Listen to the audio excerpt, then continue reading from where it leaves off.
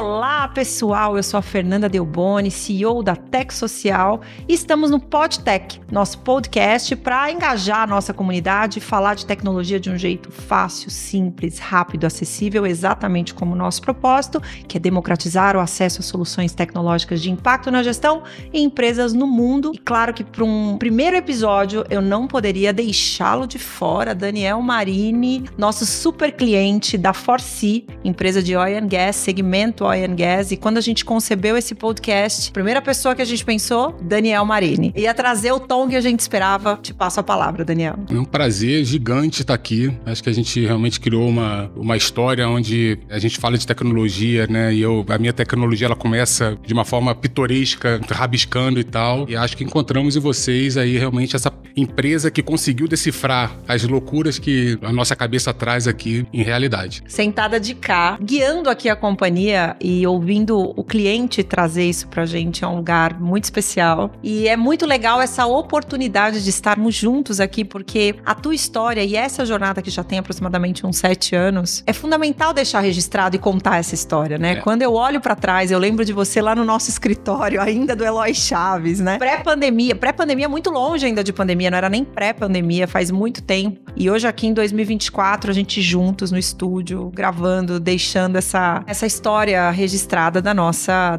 parceria. Então, obrigada pelo seu tempo. O Daniel veio para São Paulo, a gente tava trabalhando, né? Isso aí. A gente tá numa imersão aqui para desenvolver o produto, aprimorar o produto, entender melhor os processos necessários aí para atendimento da ForeSea. E a gente pegou ele no laço e falou: Daniel, vamos gravar o primeiro episódio, né, do PodTech. E ele super topou, então, como... Eu acho que tem uma história, assim, realmente são 7 anos.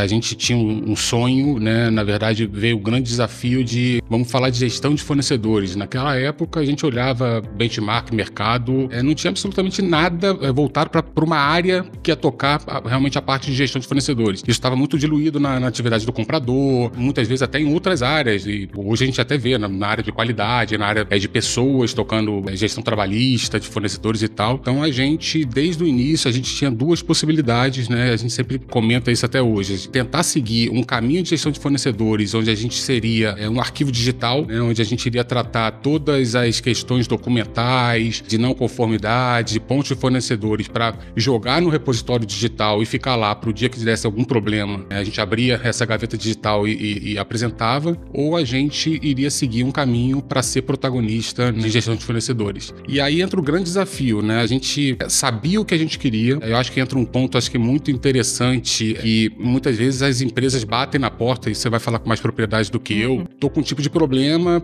que solução você tem? Poxa, gostei da solução, me dá essa solução. E aí dá tudo errado, né? Porque a empresa, ela não falou de processos, né? Não viu processos, não entendeu a interface com as outras áreas, né?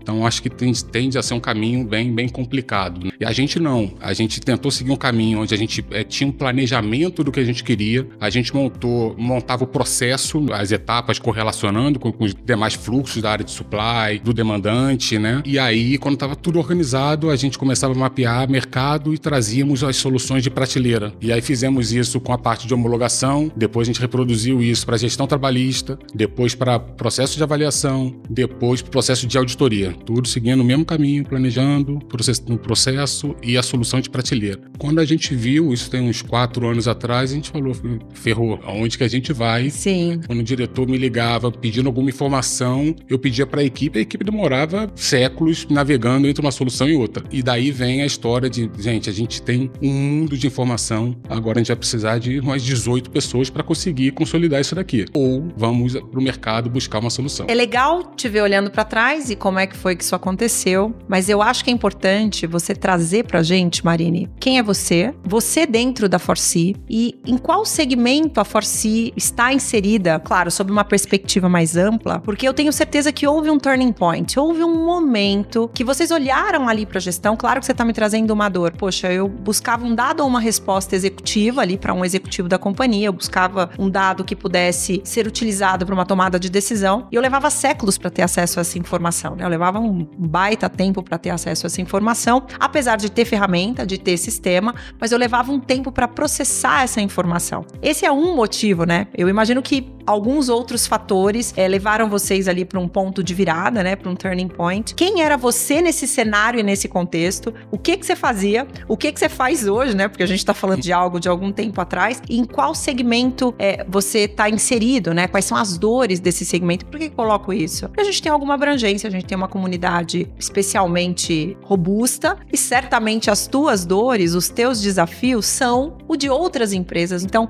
conta pra gente um pouco como é que foi a identificação desse ponto de virada, onde é que você estava, né, nesse contexto e nesse cenário, resumidamente, porque naquele momento uma solução tecnológica era importante. Primeiro, Daniel Marini, voltando um pouco, né, para a apresentação, Daniel Marini, eu estou há 16 anos focado no segmento de óleo e gás, na parte de perfuração. A gente tem alguns ativos, né, onde a gente faz o processo de perfuração e olhando o segmento foi o grande desafio e que eu acho que trouxe toda a bagagem, a gente realmente seguindo o ciclo de PDCA. O segmento de óleo e gás, quando a gente começou em 2010, é um segmento muito cíclico, né? E eu acho que as empresas até hoje ainda não aprenderam a importância de conseguir estabilizar processo, focando em sistemas de gestão, porque os ciclos eles estão muito associados ao preço do barril. Então você tem o boom do preço do barril, aí começa a loucura das empresas contratando, pagando caro e tal. Então, o início do nosso processo, a área de supply, ela era uma área completamente operacional, ligado na operação. O gerente da plataforma, lá no início, ela achava que o comprador deveria estar ligado na operação. Então, assim, foi um momento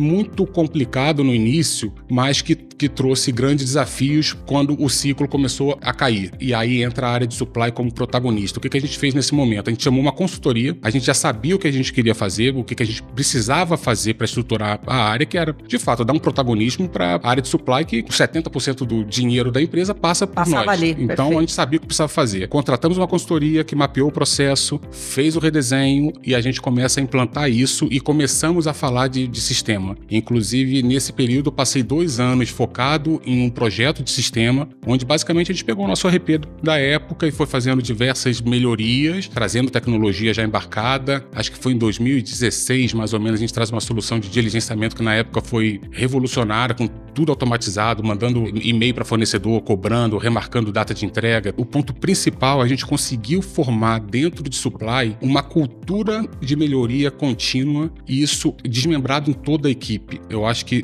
talvez seja o grande fator de sucesso, é uma cultura permeada em toda a estrutura focado em melhorias, né? Quando você tem uma alta liderança que está sempre nela as soluções, você vai perder muito. Isso tem que estar diluído no time, na equipe. Então, a partir desse momento, começam a surgir várias ideias, né? Então, óbvio que tem cabeça do Daniel rabiscando, pensando e tal, mas isso está diluído na cultura do time. E amparado por tecnologia, né? Porque vocês pensam a melhoria contínua da perspectiva de processo, e aí, gente, o cliente chama a gente pra gente ficar adaptando o produto a essa melhoria contínua que existe, né? Não tem jeito. E se tem algo que eu costumo dizer com alguma propriedade, porque hoje estou CEO, mas já fui Product Manager, Project Manager, Product Owner, já passei por alguns papéis antes de chegar aqui. Quanto mais fortalecido e experimentado é um processo, mais o sistema roda bem. Então, se a gente tenta resolver um problema de ciclo PDCA, uma melhoria contínua, diretamente numa ferramenta tecnológica, sem conhecer ou ter domínio desse processo,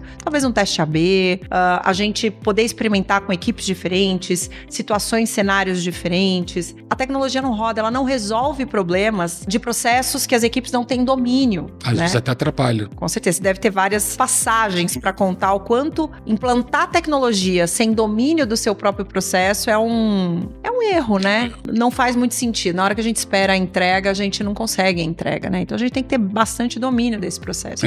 Voltando só ao ponto que você colocou dos gatilhos, né? A gente é uma operação altamente complexa, né? São 200 quilômetros mar adentro de uma operação de um risco gigante, altíssimo. Catastrófico, né? O risco é catastrófico, né? E que a gente tem, além dos nossos integrantes, diversos terceiros, né? Fornecedores embarcando para prestar serviço para a gente nas sondas, né? Como que a gente chega na tech social, né? Então, quando a gente estava naquele caos de vários sistemas com 1 milhão de informação e a gente não conseguia conectar as informações, a gente começa a rodar o mercado para buscar soluções. E a gente já sabia que não ia ter nenhuma solução pronta. E aí a gente começa a conversar, a gente fez benchmark, a gente conversou com diversas empresas e as empresas sempre voltadas muito para falar, eu tenho isso, essa é a minha solução. E eu acho que a gente estava buscando muito mais do que uma solução sistêmica, era encontrar uma parceria com essa empresa. Então, quando a gente teve esse primeiro encontro lá no escritório, da onde? Foi no edifício Eloy Chaves, a gente ficava ali na Paulista. Na Paulista, quase isso em frente ao metrô Consolação, né? Isso. Aí, Dona Rose, exatamente, recebendo a gente pessoalmente, com aquela bagagem tremenda. Tremenda. Né? Tremenda. E aí foi o ponto do match. Isso eu não planejei, mas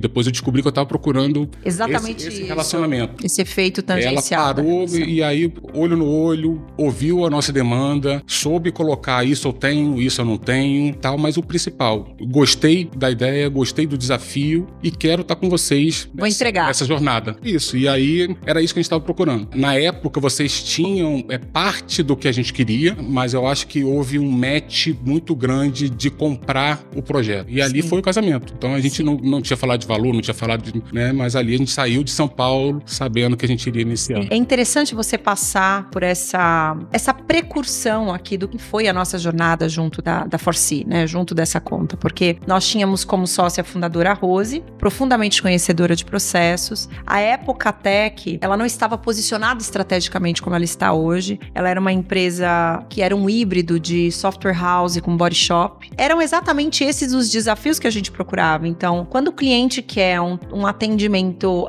personalizado, completamente orientado a ele, os desafios dele passam a ser os nossos, né? Então, fazia todo sentido aquele projeto, não só naquele momento. Hoje, nós temos 3 principais clientes, né, na Tech Social, e a ForSee está entre os 3 principais clientes, com uma conta, um produto altamente customizado, adaptado às necessidades de vocês, particularizado sob a perspectiva também de atender os objetivos estratégicos de vocês, que muitas vezes não são replicáveis a outros cases de mercado, a outros players de mercado. E isso faz a gente ser diferente porque a gente consegue utilizar a nossa plataforma standard, customizar essa plataforma standard até o ponto de pleno atendimento das necessidades dos nossos clientes. Hoje a gente é muito mais posicionado como uma empresa de produto e não uma empresa de projeto, software house ou body shop, mas é óbvio que ao longo desses 7 anos o produto também se fortaleceu imensamente. Então a gente conseguiu transformar em transversais algumas features que atendem nativamente ForSee ou empresas de outros segmentos e mesmo assim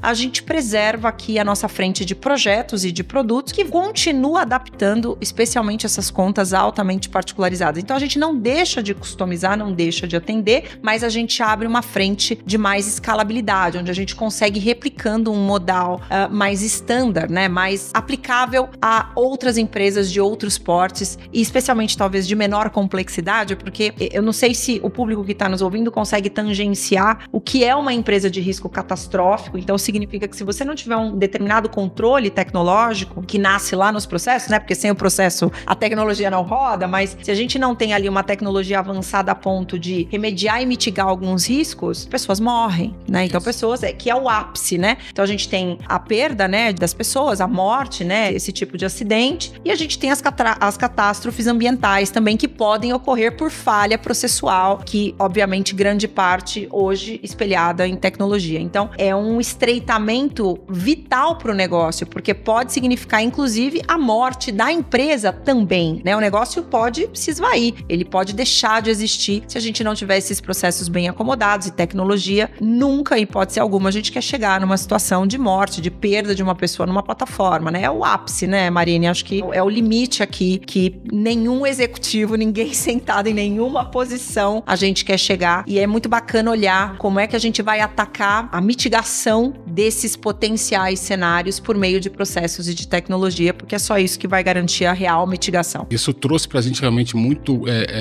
controle das informações, pra gente ter essa possibilidade de realizar esse PDCA de melhoria contínua, de controle e tudo mais, né? E muito focado na nossa cultura de segurança, né? Isso é valor pra gente, né? A gente sempre coloca assim, nenhuma pessoa pode iniciar a sua atividade na nossa sonda saindo pior do que entrou. Isso Perfeito. é valor nosso, da nossa empresa, e de novo, a tecnologia, ela não chega para ser o ponto principal para a segurança. A gente tem que ter um sistema de gestão muito organizado, Perfeito. falar de processo, e a tecnologia chega para dar suporte para isso. Coroa esse processo, né? Envelopa esse processo, tornando esse processo mais ágil, mais fácil, a informação chega rápido na ponta, mas é o processo que determina isso. não é a tecnologia em si, né? E aí na gente esse parceiro que vai adaptando esse processo, vai acomodando esse processo nas tecnologias emergentes, né? É cloud computing, é IA, a gente tem bots ou não bots, enfim, blockchain, enfim, tem aí incontáveis tecnologias emergentes que podem amparar um bom processo. Mas aí você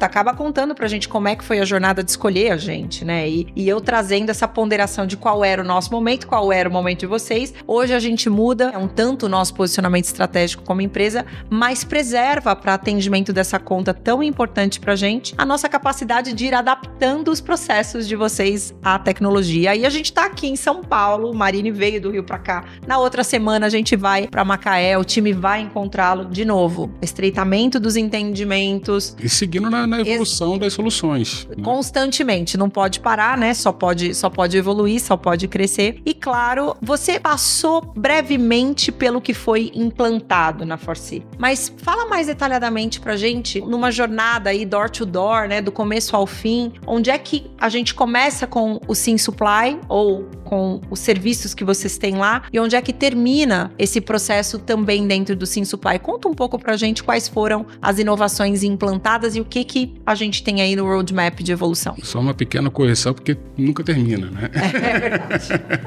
Mas foi engraçado que a gente fez esse mapeamento pré-pandemia, né? A história do médico que eu falei com Dona Rose e a gente volta já sabendo do projeto. De novo, a gente tinha tudo mapeado, sabia o que queria, basicamente era sentar com vocês e passar essa especificação que a gente queria para ser feito. E aí veio a pandemia. Uhum. Eu fiquei com o pé atrás de começar esse projeto remotamente, até Rose na época falando, vambora, vamos implantar, dá para implantar, e eu fiquei resistente. Fator novo, enfim, tocar um projeto 100% remoto, acabou que a gente atrasou o início por 6 meses, e aí viu que a pandemia não iria terminar tão rápido, a gente decidiu enfrentar esse desafio. Tá. Então a implantação do primeiro módulo, que se não me engano foi de gestão trabalhista, a gente fez de forma 100% remota e ficou pronto em 1 mês a solução. Aí a gente, caramba, isso funcionou. E já poderia estar funcionando há 6 meses, né? Deu certo. E aí aí eu acho que é bacana, que a gente está falando muito da questão da tecnologia, são diversas tecnologias surgindo cada dia, a tecnologia de hoje, amanhã já está ultrapassada. E o ponto principal, a gente está falando de uma solução voltada para uma área que também é nova. Então, entra aí muito essa necessidade de ter as empresas de tecnologia acompanhando essa evolução, porque tem soluções que ainda serão criadas, processos serão criados que a gente não tem essa solução ainda conectada. Eu acredito bastante que a área de gestão de fornecedores vai ser a área de maior protagonismo da cadeia de supply. Ela vai ser a área que ela vai qualificar o fornecedor, vai ter todo um trabalho de plano de ação, fazendo as auditorias, né? E tentar passar para o comprador um vendor list já mais arrumado e mais qualificado. Para aí sim o comprador entrar fazendo a atividade que ele é bom, quer negociar. E aí para isso, obviamente, a gente precisa ter uma solução robusta, sistêmica, né? Para a gente ir desenvolvendo esses fornecedores. Como é que você vê o desenvolvimento da cadeia, Marine? Especialmente aqui no nosso cenário, no Brasil, essa é uma temática ainda bastante incipiente, né? Como é que um grande player influencia o desenvolvimento de uma cadeia? Porque a gente observa um desenvolvimento orgânico das cadeias. Então, eu influencio porque eu remunero a partir dessa relação comercial empregado-empregador, especialmente pelo recolhimento de impostos, a gente observa o desenvolvimento dessa cadeia. Mas, extrapolando um pouco esse viés, né? Como é que você enxerga? Onde você acha que vai parar? Que tipo de elaboração você tem acerca do desenvolvimento da cadeia de fornecedores a ponto da gente chegar naquele vendor list dos sonhos para o comprador, né? Porque dentro de um setor, de uma área de suprimentos, a gente pode observar uma gestão absolutamente simplificada, onde eu abro a empresa para o mercado, quem tem interesse em fornecer se cadastra, eu faço algumas exigências mínimas, eu tenho uma mínima estrutura de governança e de compliance, e numa oportunidade de requisição, eu trabalho com aquele fornecedor. Esse é um modelo bem simplificado. Quando a gente olha para um segmento complexo como o oil and gas, a gente já não pode trabalhar com um modelo simplificado como esse. Até o que é mais simples, ainda assim já é bem mais complexo. Mas extrapolando esses processos aí inerentes à razão de existir de uma área de suprimentos, hoje a gente observa verticais de governança de fornecedores, fornecedores e verticais de desenvolvimento de fornecedores, com programas de reconhecimento, ou por meio mesmo das diligências, das auditorias junto de fornecedores, a gente reconhecer aquelas boas práticas que não necessariamente são ligadas ao atendimento de lei, mas são práticas voluntárias daquele fornecedor. Como é que você, Marine, como executivo, vê isso? Eu queria ouvir a sua opinião pessoal, né? Como é que você concebe e organiza o desenvolvimento da cadeia? E se você é realista, otimista ou pessimista sobre o desenvolvimento da cadeia? Isso pode não ter a ver com as práticas da Forsee, tá bom?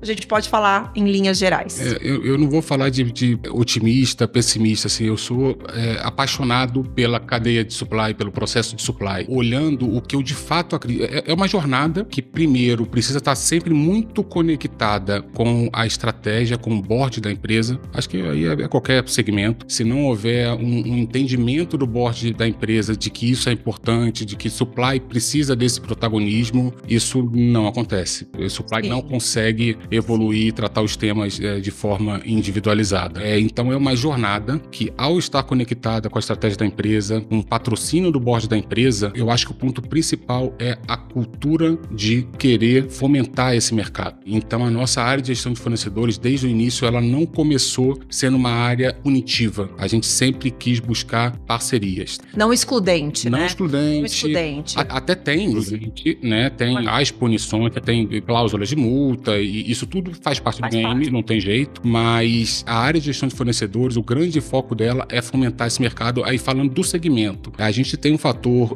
do segmento pelo risco e pela exigência da Petrobras, ela sempre vai aumentando a régua, né, na relação conosco, né? Sim. E automaticamente eu preciso que o meu fornecedor me acompanhe nessa jornada, né? Então, olhando no nosso segmento, a área de gestão de fornecedores da Forsee, ela tem muito esse papel de identificar a nova régua de exigências, né, que a gente está sendo cobrado, e fomentar esse mercado, né? E se eu fosse uma área punitiva, eu iria morrer.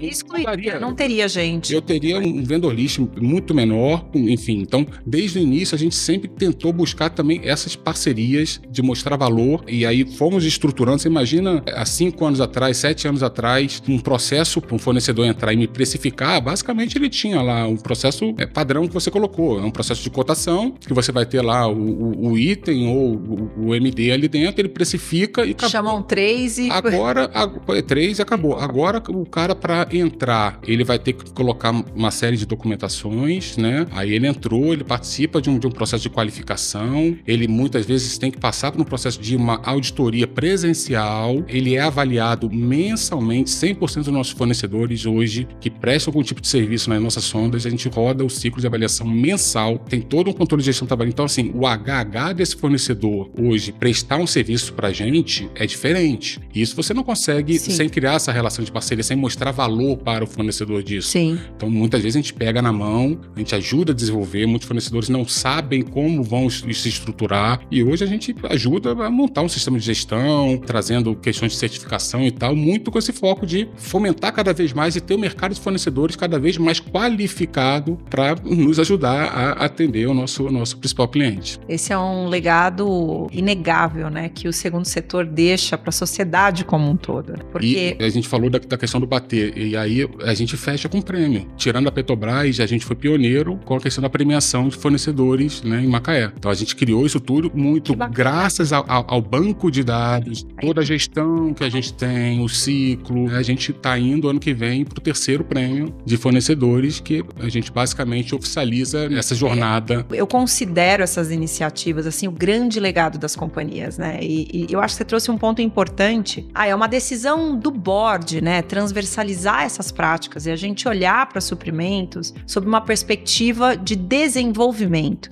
E aí, quando o produto final desse desenvolvimento é reconhecer o fornecedor, é meio que deixar uma marca para o mercado também sobre qual é. Eu não quero falar de um propósito nessa utilização desse termo atual do propósito, mas está muito relacionado ao que a minha empresa, o que essa empresa veio deixar aqui para o mercado, né? Sempre será, a razão de existir de uma empresa são os resultados e lucro, mas existem os efeitos tangenciais. Quando eu fomento o desenvolvimento de uma cadeia, quando eu remunero adequadamente esse fornecedor, numa relação de ganha-ganha, quando eu exijo que ele tenha um mínimo atendimento legal e tenha práticas tributárias, de contribuição, trabalhistas adequadas, a gente consegue tangibilizar esses efeitos, porque existem métodos para que a gente tangibilize. Então é muito gratificante pensar que um filho, né, de um prestador de serviços está tendo acesso a uma educação melhor porque uma empresa desenvolveu esse prestador de serviço, essa empresa com esse prestador de serviço, numa relação de ganha-ganha, de uma remuneração justa, onde a gente assegura o pagamento mínimo dos impostos, tributos, contribuições, e o efeito tangencial disso, mensurável, né, ou não mensurável, é a gente transformando e desenvolvendo a sociedade também. Você falou um outro ponto importante que é, eu consegui organizar esses dados para promover não só o desenvolvimento, mas o reconhecimento também desse fornecedor. Então, esse é um efeito da tecnologia e eu sou encantada por isso, né? Você falou que é apaixonado por supply chain, eu olho para a tecnologia e acredito sim que por meio dela a gente pode transformar muita coisa. Porque se não fosse a tecnologia para essa organização dos dados, engenharia dos dados, talvez a gente não tivesse as premissas necessárias para implantar uma série de outros processos, iniciativas, programas, projetos, enfim. Então ela possibilita a gente extrapolar um tanto a nossa forma tarefeira do dia a dia e pensar num nível um pouco mais alto, um pouco mais elevado e de fato observar o desenvolvimento da sociedade, né? Como se fosse o propósito da companhia, não desse propósito que é falado hoje, né? A gente desvia um pouco porque a razão de existir de uma empresa é e sempre será os resultados financeiros da empresa, de uma empresa, sempre serão os resultados financeiros e o lucro. Essa é a razão de existir de uma empresa. Mas ela pode sim promover efeitos tangenciais, porque só há desenvolvimento da sociedade quando a gente tem dinheiro circulante. E aí é o segundo setor quem faz isso, né? Então não adianta a gente não associar uma coisa a outra, né? Então é muito legal ouvir a sua fala de desenvolvimento da cadeia. Dentro de supply chain, procurement, pessoalmente, essa é a minha vertical preferida, tá? É um assunto que eu tenho verdadeira paixão, como você, eu me identifico com todos os métodos e possibilidades de desenvolvimento da cadeia. Foi onde eu comecei, até que nasce medindo o desenvolvimento de cadeias, o nível de aderência a algumas premissas de saúde e segurança, jornada de trabalho, remuneração, gestão dos fornecedores de fornecedores, quarteirizações, quinteirizações, acordos sindicais, enfim, trabalho infantil, trabalho forçado. Então, é sempre um lugar para onde eu volto. Obviamente, pessoalmente, eu tenho uma identificação maior com esse tema, mas a gente só chega nele se a gente for lá pro começo das coisas, né? Por um belo cadastro e homologação desse CNPJ. Bom, Marine, e me conta uma coisa, hoje na ForSee, quais são as áreas envolvidas para fazer tudo isso rodar? Começou com gestão trabalhista, mas agora já tem muito mais coisa. Quantas áreas hoje são envolvidas? Até onde a gestão de fornecedores chega? Você me disse que ela tem absoluta relevância para a empresa. De alguma forma, os processos, eles tangenciam o dia a dia da empresa. Essa é uma perspectiva diferente, assim, quando a gente pensa em outras empresas no mercado e outros segmentos. E eu imagino que um monte de gente deva falar disso com bastante propriedade e afinco dentro da ForSee. Conta pra gente, por quais áreas os temas relacionados a fornecedores passam? Hoje ela está passando por todas as áreas, praticamente. A gente tem essa relação com todas as áreas, né? Nosso maior foco é suportar as operações, tá? Então, ali dentro das sondas, você tem um serviço sendo executado e a sonda avaliando esse fornecedor, gerando já uma primeira informação para a gente tratar, desenvolvendo, que é a performance do fornecedor. Então, hoje a gente tem um contato direto com a operação em todo o fluxo de avaliação. Estamos sempre numa estrutura de um sistema de gestão que é gerido pela área de qualidade da empresa, né? Uma interface gigante com a engenharia, com toda a parte de qualificação desses fornecedores, avaliação de alguns fornecedores, todo o tratamento de plano de ação de fornecedores. Então, uma interface bem grande também com a engenharia, com o supply como um todo, né? Com compras, pessoal de importação, enfim, com a cadeia de supply como um todo. Então, basicamente, é com a empresa inteira. A gente hoje tem mensalmente uma reunião que a gente chama de comitê de fornecedores, que ela é com a alta liderança da empresa participando, onde a gente dá essa visão do todo. Então, todos os ciclos fechados, a gente senta com eles e apresenta os fornecedores que apresentaram um determinado risco nesse mês, os fornecedores que avançaram, que estão com uma performance melhor, e aí a gente gera esse esse ciclo de PDCA na cadeia como um todo, dando visibilidade para a alta diretoria de como que está o momento de cada fornecedor, enfim. Então é um protagonismo bem grande. Eles de fato dão atenção, patrocinam, né, e querem muito isso. E voltando até no tema que você falou um pouco antes, né, sobre o nosso impacto social, né, como cadeia de supply. Novamente, eu acredito muito que tem que estar muito associado à cultura da empresa. É óbvio que todas as empresas elas precisam seguir na busca de resultado, mas você pode atingir o resultado de várias formas. Sim. E a gente segue na busca do melhor resultado,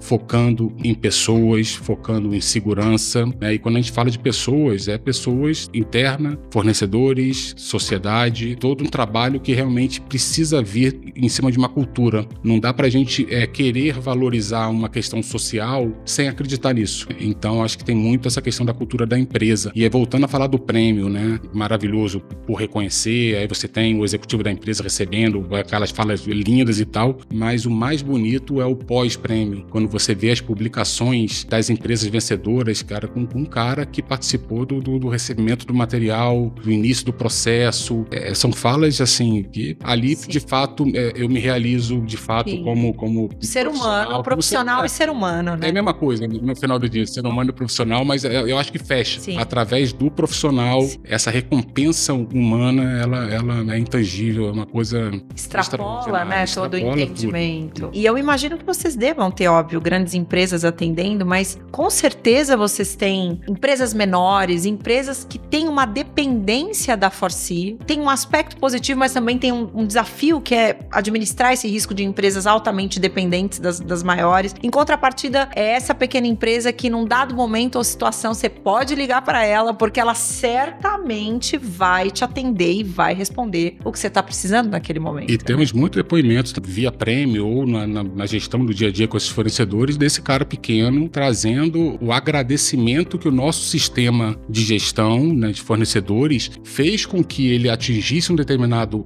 patamar que ele acabou de ganhar novos contratos e tal. Né? De novo, a cadeia... É um ciclo virtuoso, né? É um ciclo virtuoso. Então, é fundamental a implantação desses programas e essa responsabilidade. A área de suprimentos, compras, né? De novo, seja governança de fornecedores, procurement, talvez mais gestão de fornecedores do que procurement, ela tem um efeito vital que extrapola os muros da companhia, né? Porque ela mexe lá no âmago do CNPJ, né? Ela vai lá dentro do CNPJ, mexe ali no ventre dele, é uma questão atávica, né? Então, isso pode, obviamente, possibilitar que ele cresça, que ele se desenvolva, que ele se torne uma empresa maior, e sempre havendo aí uma gestão desse risco de dependência e o quanto ele tem essa capacidade de crescimento, né? Mas sempre tem a empresa que gatilha, né, o desenvolvimento de outra, né? Que possibilita a entrada aí na passarela de outra. Outro dia eu ouvi uma fala muito interessante, ela sempre é uma empresa familiar, ela nasceu familiar. Toda empresa sempre nasceu familiar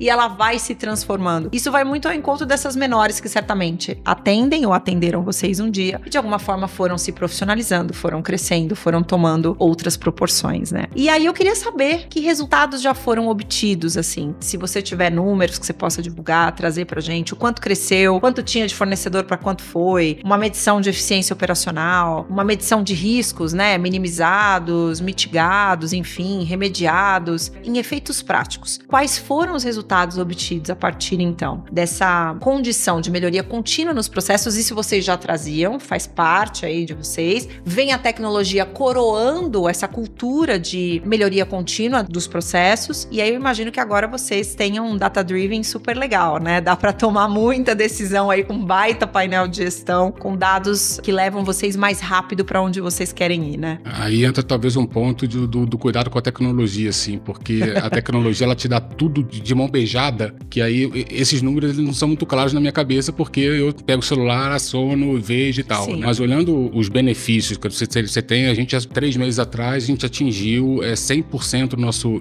índice de gestão trabalhista, onde 100% dos nossos terceiros estão com o dia trabalhista. Então, isso tudo via SimSupply. Tudo certo? Via SimSupply. Então, toda essa gestão que no passado a gente tinha como meta 80%, garantir que 80% desses fornecedores estivessem organizados, né? Estão em 100%. E estão em 100%, né? Então, isso que também no passado a gente tinha uma metodologia de acompanhamento que a gente olhava por amostragem. Então, a gente pegava 500 terceiros que embarcaram e fazia uma amostragem para chegar a algum resultado. Hoje a gente olha 100%. Pisou na nossa base, a gente sai com checklist documental para acompanhar. E aí, de novo, é uma tecnologia. E aí um ponto que é muito falado, a tecnologia versus o trabalho humano e tal. A tecnologia, ela ajudou muito, mas o que fez isso acontecer é todo um trabalho da gestão desse processo, da relação que a gente tem com os fornecedores, que não é focada na punição e sim no desenvolvimento. Então, a gente tem hoje uma pessoa que toca essa atividade no nosso dia a dia, que ela tem um contato diário, árduo, com os fornecedores, muitas vezes pegando na mão, explicando como que ele faz para tirar determinada certificação. Então, todo um trabalho de gestão que a gente vai fazendo, que a gente não pode nunca abrir mão do fator humano, das relações humanas, né? Com certeza. Não funcionaria. Não funcionaria. Não funcionaria. Muito bem. Marine, a gente está chegando ao fim da nossa conversa aqui hoje. Eu queria te pedir se você poderia deixar algumas recomendações, algumas dicas, algumas sugestões para quem atua em gestão de fornecedores, para quem atua em procurement. Quais pontos são pontos que você entende que são indispensáveis para uma cultura, então, de melhoria contínua nos processos, tá bem? E o que a tecnologia de fato pode trazer de ganho, calibrando as expectativas desses profissionais que atuam nesses assuntos. Então, é com você. Eu sempre vou focar em pessoas, tá? Primeiro, eu acho que a gente não pode nunca esquecer o principal patrimônio que as empresas têm, que o mundo tem, são as pessoas. Então, tudo começa através de pessoas, né? E para chegar na tecnologia, eu volto, acho que pela terceira vez na fala de hoje, através de pessoas, entenda os desafios, perguntem para as demais áreas quais são os gargalos, quais são as dificuldades, volta para dentro de casa, desenhe, faça um piloto, teste, tenha domínio de onde você quer chegar para aí sim pensar numa tecnologia para chegar e engajar, né? Então, a gente sempre vai pensar muito na questão de pessoas e olhando a cadeia como um todo. Volto a falar de gestão de fornecedores, é uma área muito nova. Então, a gente já está começando a ver grupos de discussões sendo criados, a gente já tem alguns grupos de discussão, que é uma área nova. Sim. Então, para onde ela vai? Você tem hoje vários formatos de atuação. Como eu disse no início, a gente tem atividade de gestão de fornecedores que está na área da qualidade de uma empresa, que está na área de pessoas em outra empresa, que está dentro de supply, que está ligada a compras e tal. Então, ainda não tem um local definido e nem aonde essa empresa vai chegar. E você tem vários caminhos, né? Como eu disse, você pode seguir um caminho de ser uma estrutura mais de guarda documental para o dia que acontecer um problema trabalhista, eu abro minha gaveta digital, controlei, tá tranquilo. Ou você pode, de fato, querer ter esse protagonismo e aí, o que eu acredito, através de pessoas com esse protagonismo, você fazer a diferença para a sociedade, para o mercado de fornecedores, né? E é o supply sustentável, a gente começa a falar de compra sustentável e tal, mas, de novo, isso precisa ser acreditado. A gente tem que tomar muito cuidado. Eu vejo que muitas metas costumam surgir sem a gente trabalhar a cultura, sem a gente, de fato, mostrar que a gente está trazendo essas metas, a gente quer chegar nesse caminho de verdade. Eu acho que quando a gente traz esse interesse genuíno, é muito mais fácil de você atingir o resultado do que simplesmente colocar uma meta que até o 2035 eu como empresa quero atingir tal meta. Perfeito, muito obrigada. Bom, eu queria agradecer a todos vocês por estarem conosco hoje. Estar com esse cara aqui é um privilégio. Eu fico encantada com as falas do Marine. Vocês não viram trabalhar com ele, então o desafio que é. Ele é uma cabeça pensante o tempo todo. Ele critica as próprias ideias. Ele tem uma mecânica de construção bastante desafiadora pra gente, que o atende aqui na concepção de tecnologia que ampara esse pensamento tão focado, orientado para melhoria contínua. Então, ter esse tempo aqui com ele, para mim, continua sendo proveitoso do começo ao fim. Marine, eu te agradeço. Você é muito importante pessoalmente para a Tech Social. Existe um lugar aqui que é só teu, tá? Então, eu agradeço. Assim como a empresa que você representa, pra gente também é muito importante, faz parte da nossa história. Tá no lugar aqui das principais, daquela que possibilitou a gente entender tanto de tanta coisa. A gente também é um fornecedor que cresceu junto da Forsee. Muito disso foi possibilitado pela tua mão. Tem uma equipe toda, tem outras pessoas, com certeza, fizeram e fazem parte dessa história, mas essa relação tão estreita junto de você nos trouxe até esse momento, nos trouxe até aqui. Então, muito obrigada. Eu espero que seja o primeiro de muitos, com várias outras coisas que o Marine tem para falar, mas hoje coube a gente falar de processos e tecnologia orientados para a gestão de fornecedores, e eu espero vocês para o nosso próximo episódio do PodTech.